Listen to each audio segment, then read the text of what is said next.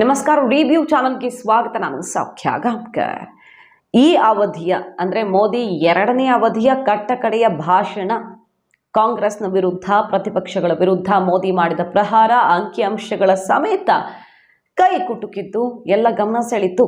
ಮತ್ತೆ ನಾವು ಭರ್ಜರಿ ಬಹುಮತದಿಂದ ಗೆದ್ದು ಬರ್ತೀವಿ, 400+, ಬಿಜೆಪಿನೇ 370 ದಾಟುತ್ತೆ ಅಂತೆಲ್ಲ ಮೋದಿ ಸರ್ವೆಯನ್ನ ಇಟ್ಟರು. ಇದರ ನಡುವೆ ಈಗ ಬಿಜೆಪಿ ಕಮಲ ಪಡೆ ಒಂದು ವಿಡಿಯೋವನ್ನು ಹೊರಬಿಟ್ಟಿದೆ. ಭಾಷಣದಲ್ಲಿ ಮೋದಿ ಹೇಳಿದ್ದು, ಈ ದೇಶದ ಮೇಲೇನೆ ಕಾಂಗ್ರೆಸ್ಗೆ ನಂಬಿಕೆ ಇರಲಿಲ್ಲ, ಇಲ್ಲಿನ ಜನರ ಮೇಲೆ ಅಪನಂಬಿಕೆಯಿಂದ ಕೆಂಪು ಕೋಟೆಯ ಮೇಲೆ ನಿಂತು ಮಾತನಾಡಿದ್ರು, ಅವಿಶ್ವಾಸದ ಮಾತುಗಳನ್ನು ನೆಹರು, ಇಂದಿರಾ ಗಾಂಧಿಯವರು ಆಡಿದ್ರು ಅಂತ ಇತಿಹಾಸವನ್ನ ಕೆದಕ್ತಾರೆ ಮೋದಿ. ಇನ್ನು ಹೇಗೆ ಇವ್ರ ಹತ್ರ ದೇಶ ಕಟ್ಟೋಕ್ ಸಾಧ್ಯ? ನಮ್ಮ ದೇಶದ ಶಕ್ತಿಯನ್ನೇ ಇವರು ಕಡೆಗಣಿಸಿದ್ರು ಅಂದ್ರೆ ಇನ್ನು ಹೇಗೆ ಕನಸು ಕಾಣೋಕ್ ಸಾಧ್ಯ ಅಂತ ತಿವಿದಿರ್ತಾರೆ. ಅದ್ರ ಬಗ್ಗೆ ಈಗ ನೆಹರು ಅವರು ಆಡಿದಂಥ ಮಾತು, ಅವತ್ತು ಕೆಂಪು ಕೋಟೆಯ ಮೇಲೆ ನಿಂತು ಏನು ಹೇಳಿದ್ರು ಅನ್ನೋ ವಿಡಿಯೋ ಬಿಟ್ಟಿದೆ ಬಿಜೆಪಿ. हिंदुस्तान में काफी मेहनत करने की आदत आमतौर से नहीं हुई. हमारा कसूर नहीं, आदतें ऐसी पड़ जाती हैं वाकयात से. लेकिन बात यह है कि हम उतना काम नहीं करते जितना कि यूरोप वाले या जापान वाले या चीन वाले या रूस वाले कहीं करते या अमेरिका वाले. ये न समझिए कि वो कौमें खुशहाल हो गई कोई जादू से, मेहनत से हुई है और अकल से हुई है. तो हम भी मेहनत और अकल से बढ़ सकते हैं, कोई और चारा नहीं. 1959ರಲ್ಲಿ ನೆಹರು ಅವರು ಸ್ವಾತಂತ್ರ್ಯೋತ್ಸವದಲ್ಲಿ ಆಡಿದ ಮಾತುಗಳು ಚೀನಾದವರಂತೆ, ಜಪಾನ್ ಅವರಂತೆ ಅಥವಾ ಮುಂದುವರೆದ ಹಲವು ದೇಶಗಳ ಜನರಂತೆ ನಮ್ಮವ್ರು ಹಾರ್ಡ್ ವರ್ಕಿಂಗ್ ಇಲ್ಲ, ಪರಿಶ್ರಮ ಪಡುವ ಮನಸ್ಥಿತಿಯೇ ನಮ್ಮ ಭಾರತೀಯರಲ್ಲಿಲ್ಲ ಅಂತ ಅಲ್ಲಗಳೆದಿದ್ದೀಯಲ್ಲ, ಅದನ್ನ ಮೋದಿಯವರು ನೆನಪು ಮಾಡಿದ್ದು. ಈಗ ಅದೇ ಚೀನಾ ಭಾರತೀಯರ ಅಭಿವೃದ್ಧಿ ನೋಡಿ, ಇಲ್ಲಿ ಸೆಳೆದಿರುವಂಥ ಬಂಡವಾಳ ನೋಡಿ, ಇನ್ವೆಸ್ಟ್ಮೆಂಟ್ ನೋಡಿ, ಆರ್ಥಿಕ ಅಭಿವೃದ್ಧಿಯನ್ನು ನೋಡಿ ಹೊಟ್ಟೆ ಹೊರೆದುಕೊಳ್ತಾ ಇದೆ. ಅವರದ್ದು ಇಳಿಮುಖವಾಗ್ತಾ ಇದೆ, ನಮ್ದು ಏರ್ತಾ ಇದೆ.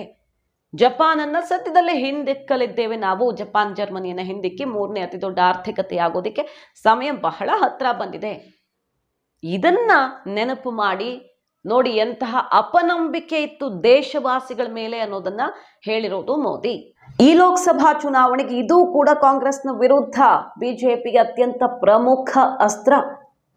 ಕಾಂಗ್ರೆಸ್ ಯಾಕೆ ಇಷ್ಟು ವರ್ಷಗಳಲ್ಲಿ ಏನೂ ಮಾಡೋಕ್ಕಾಗಲಿಲ್ಲ, ನಾವು ಯಾಕೆ ಮಾಡಿದ್ವಿ ಅಂತ ನಂಬರ್ಸ್ ಕೊಟ್ರಲ್ವ ಅವರು, ವ್ಯತ್ಯಾಸವನ್ನ ಇಟ್ಟು ಯಾಕೆ ಸಾಧ್ಯವಾಯಿತು ಅಂದರೆ ನಮಗೆ ದೇಶದ ಜನರ ಮೇಲೆ ನಂಬಿಕೆ ಇದೆ, ನಾವು ಮಾಡ್ತಾ ಇಲ್ಲ ಇದನ್ನ.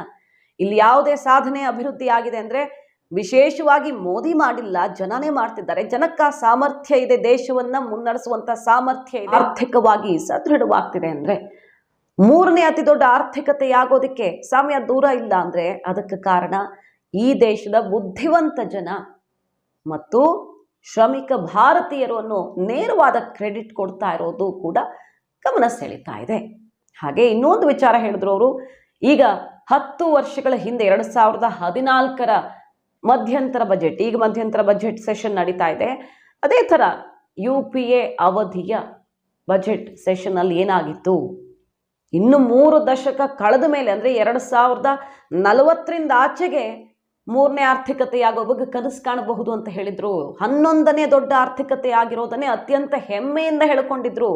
ಕನಿಷ್ಠ ಕನಸು ಕಾಣುವಂಥ ಸಾಮರ್ಥ್ಯವೂ ಇರಲಿಲ್ಲ ಅವತ್ತಿನ ಸರ್ಕಾರಕ್ಕೆ.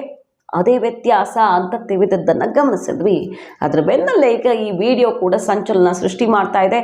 ನೆಹರು, ಇಂದಿರಾ ಗಾಂಧಿಯವರು ಈ ದೇಶದ ಜನರ ಮತವನ್ನು ಪಡೆದು ಅಧಿಕಾರಕ್ಕೆ ಏರಿದ್ರು, ಆದರೆ ಈ ದೇಶದ ಜನರ ಮೇಲೆ ಯಾವತ್ತೂ ಈ ಪರಿವಾರ ಮತ್ತು ಪಕ್ಷ ನಂಬಿಕೆಯನ್ನೇ ಇಟ್ಟಿಲ್ಲ. ಇನ್ನು ನೀವು ಹೇಗೆ ನಂಬ್ತೀರಿ ಅನ್ನುವಂಥ ಮಾಸ್ಟರ್ ಸ್ಟ್ರೋಕ್ ಕೊಟ್ಟಂಗೆ ಕಾಣಿಸ್ತಾ ಇದೆ. ಈ ಮೂಲಕ ಮಾಹಿತಿ ನಿಮ್ಗೆ ಇಷ್ಟ ಆಗಿದ್ರೆ ಮಿಸ್ ಮಾಡಿದ್ರೆ ನಮ್ಮ ಚಾನಲ್ನ ಸಬ್ಸ್ಕ್ರೈಬ್ ಮಾಡಿ, ಹಾಗೆ ನಿಮ್ಮ ಅಭಿಪ್ರಾಯ ಕಮೆಂಟ್ ಮಾಡಿ ತಿಳಿಸಿ. Thank you.